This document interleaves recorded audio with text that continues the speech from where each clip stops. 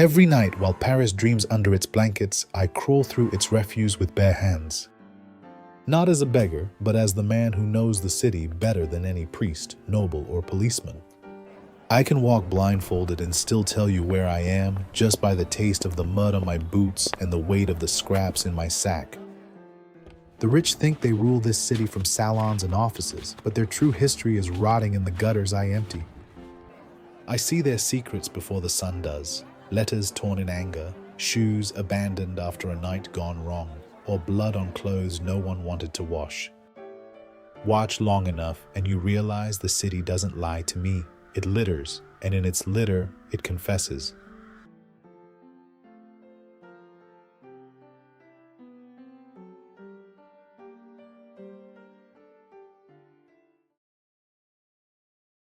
I wake up to the sound of a bottle rolling in the gutter, not bells or birds. The stones under my blanket of old sacking still hold yesterday's cold. I sit up, look at the empty street, and ask the only question that matters. What did Paris throw away from me last night? I wasn't born with a basket on my back, I just learned to carry it. The joiner's workshop closed one bad winter, and rent and bread ignored my good intentions. I followed a rag man once, and he told me to start seeing garbage as money if I wanted to survive the hunger. My trade fits on my body, a wicker basket on my back patched more than my coat. In one hand, a cane with an iron spike to turn and spear what the city drops. In the other, when I can afford it, a lantern. On my back hangs a small metal tag with a number and a title that erased my name, Ragman. I work when others sleep. Night is when the city lets its guard down. I start in alleys where houses lean together, listening for the thump of a bucket, the slide of sweepings. I never overturn a whole bin. I sort fast, clothes here, bones there, metal aside, before the carts arrive. I can tell where I am in Paris with my eyes closed just by what's under my feet. In poor streets, bones are sucked white, crusts are gone, rags are more whole than fabric. Closer to the rich quarters, I can find half-burned candles or shoes thrown away. From a distance, we are all bent backs and dirty hands. Up close, we have ranks. I am a walker, a gatherer, pacing pavements with my hook while others stay in yards to sort what we bring. Above us sit the master rag pickers who buy by the kilo and sell to factories that never see the streets that feed them. Sometimes, to remind the houses I exist, I shout my trade into the fog. Old clothes, old iron, I pay for what you don't want, and children echo it back as a joke.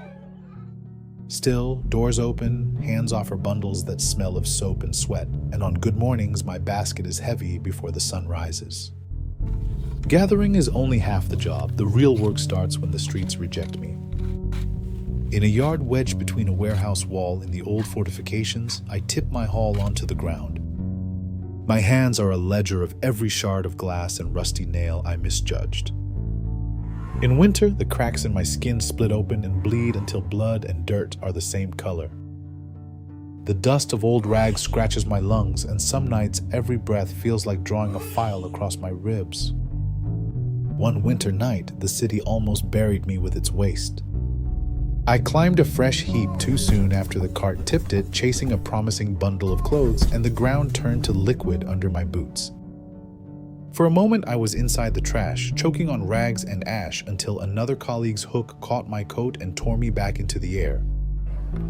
They mock me in daylight, but they come quietly when they need something out of the dirt. A washerwoman once paid me to find a missing marked sheet, and I traced it to a gutter grate, already half glued there by mud. Butchers glare when I move too close, yet they know I turn their useless bones into coins from soap makers and glue boilers. I tried to keep this work off my family's shoulders. Hunger decided otherwise. My wife began by helping me sort, swearing she'd never follow a cart until the price of bread rose. Now she walks 2 streets behind me with a smaller basket, and our boy learned the difference between a good rag and a useless scrap before he knew his letters. Once, I found a small wooden box tucked between cabbage leaves and a broken crate. Inside were a ring and a lock of hair tied with blue thread, worth more than a week of my usual haul. For 2 days, I carried someone else's story in my pocket, then put it back on the step I thought it came from and walked away hungry. One year, the city suddenly decided it could not stand the sight of us in its bins. New rules banned us from rummaging on the open street, all in the name of hygiene and fewer rats. Overnight, half of what we lived on vanished behind lids and doors, and men who had bent over pavements for decades found themselves cut off from their only harvest. Pushed out of the center, we gathered along the old fortifications and at the city's edges. There, shacks of planks and tarred canvas grew out of the same scrap we lived on, with sorting yards instead of gardens. At night, we sat on upturned crates, trading roots and curses and cheap wine, building a neighborhood from refuse and stubbornness. Winter strips us twice, first the trees, then people's generosity. In the cold months, every crust is eaten, every rag used one more time before it hits the street. Snow hides what little remains, and each year a few of us simply don't stand up again, frozen in the same bent posture they worked in. Not everything I find goes straight from gutter to factory. Some things pass through our own market first. On Sundays, I haul my best salvage to the ground by the city's edge, where we lay out cracked plates, worn shoes, and faded prints on blankets. Respectable people stroll there now, delighted to rummage through what they would cross the street to avoid the day before. Progress arrived in the form of neat containers designed by men who never held a hook. Courtyards sprouted proper bins with lids, and refuse was to go inside them, not on the open ground. We were grudgingly allowed to follow the carts and climb in during a narrow window, but everyone could see our days of free foraging were sealed in metal along with the trash. My back no longer straightens, and every step writes a complaint in my knees. The basket that once felt light now drags at me like another man clinging to my shoulders. But my eyes are keener than ever. I can still spot a glint of metal in mud or a strip of good linen on a thorn faster than any youngster the factories haven't swallowed yet. If you asked the city to list its important people, it would never think of the ragmen. Yet, I have walked its veins from wall to wall, reading its habits in the rags, bones, and bottles it sheds.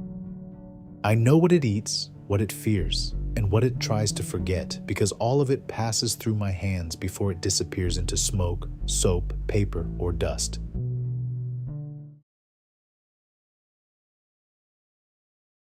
You're strolling through the narrow, foggy alleys of 14th century Paris. The Seine's whispering, mixing with the low chants of fishmongers. Suddenly a gust hits you, like ammonia and rotting meat fused into a living fog. You cover your nose. That's the tanner's mark, the outcast artisans. They are established in Saint-Marcel, where no noble's carriage dares venture. Their workshops, open-air hells of stone vats bubbling under gray skies. Here, the air is alive with flies the size of thumbnails. Picture the raw chaos, skins of oxen, sheep, deer hauled from slaughterhouses. Some tanners didn't even wear gloves. No gloves, no mercy. There is one worker, barrel-chested, whose skin jaundiced from lime. They plunge their arms elbow-deep into the first pit. Liming, they call it. Stagnant water laced with quicklime and pigeon dung ferments for weeks, swelling the hides until flesh sloughs off like wet paper. They stir with a wooden paddle, steam rising like a plague vapor, burning their eyes to slits because of the smoke while stirring. Chroniclers wrote of neighbors fainting blocks away and scent driving dogs crazy. It's now the time for the symphony of beamhouse tanners working in chorus. The use of crescent knives was essential for firming the different skins. The residues were collected to be then distributed to the pigs. The reek embedding in his beard, his woolen smock, his very pores. Yet this filth births luxury, supple leather for knights' boots. Supple leather for monks' holy Bible bindings. And of course, supple leather for ladies' scented gloves. Before that, the tanning was poured into excreta pits, lasted for months. A true artisan tests by bite, chewy means ready. Output, crimson-dyed harnesses for war horses. And obviously, gilded scabbards for kings. It is profitable, yes. Leather rivaled iron in value, but cursed. Exiled from churches, shunned for marriage, their homes marked by eternal stains. Plague years, corpses' skins piled high, tainted with fever. Nobles in perfumed velvet sneered, yet donned their work. Armors, saddles, purses, never questioning the cost. Tanners dulled to the stench, noses deadened like blacksmiths to forge smoke. Ruins whisper today, blackened riverbanks, tool scars on stone. They were society's unseen gut, processing death into daily life. Without their hands in hell, no empire marched. Next time you touch fine leather, inhale it deep. That's their ghost, vital, vile, and victorious. You're strolling through the narrow, foggy alleys of 14th century Paris. The Seines whispering, mixing with the low chants of fishmongers. Suddenly a gust hits you, like ammonia and rotting meat fused into a living fog. You cover your nose. That's the tanner's mark, the outcast artisans. They are established in Saint-Marcel, where no noble's carriage dares venture. Their workshops, open-air hells of stone vats bubbling under gray skies. Here, the air is alive with flies the size of thumbnails. Picture the raw chaos, skins of oxen, sheep, deer hauled from slaughterhouses. Some tanners didn't even wear gloves. No gloves, no mercy.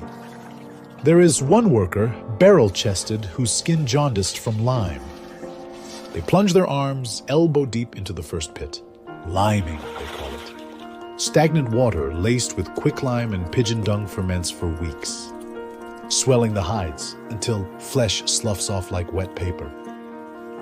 They stir with a wooden paddle, steam rising like a plague vapor, burning their eyes to slits because of the smoke while stirring. Chroniclers wrote of neighbors fainting blocks away and scent driving dogs crazy. It's now the time for the symphony of beamhouse tanners working in chorus. The use of crescent knives was essential for firming the different skins. The residues were collected to be then distributed to the pigs. The reek embedding in his beard, his woolen smock, his very pores. Yet this filth births luxury, supple leather for knights' boots. Supple leather for monks' holy Bible bindings. And of course, supple leather for ladies' scented gloves. Before that, the tanning was poured into excreta pits, lasted for months. A true artisan tests by bite, chewy means ready. Output, crimson-dyed harnesses for war horses. And, obviously, gilded scabbards for kings. It is profitable, yes. Leather rivaled iron in value, but cursed.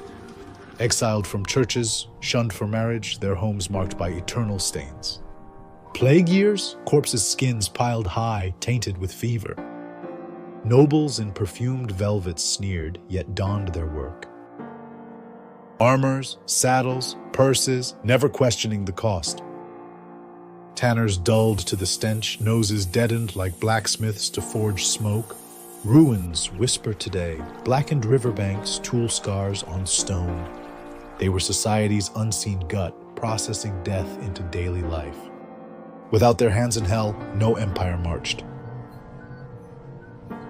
Next time you touch fine leather, inhale it deep. That's their ghost, vital, vile, and victorious.